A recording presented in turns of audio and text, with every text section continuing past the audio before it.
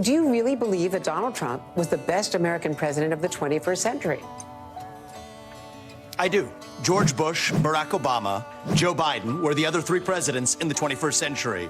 And in my view, judging by results, the fact that we did not get into any major wars, the fact that our economy grew over the same period as much as it did make him, to date, the best president of the 21st century.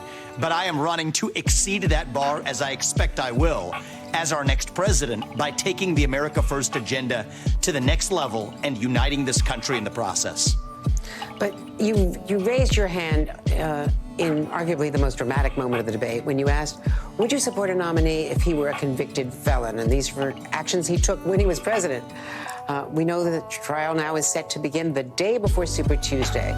Won't that make it even more difficult for him to be an effective, credible standard bearer for the Republican Party? It's my expectation that he will not be convicted. I do have faith in our judicial system as the last bastion of justice, and I do think that these are politicized charges. These are legal charges on legal theories that have really never been levied.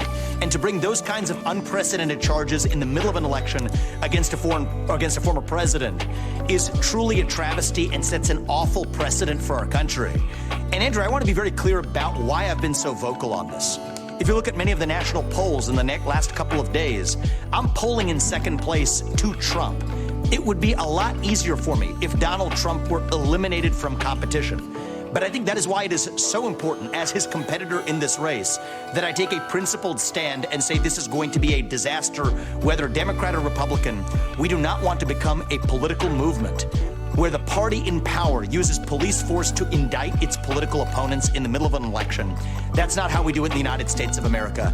The people of this country get to decide who governs, and I want to keep it that way. That's why I've been so vocal on this topic.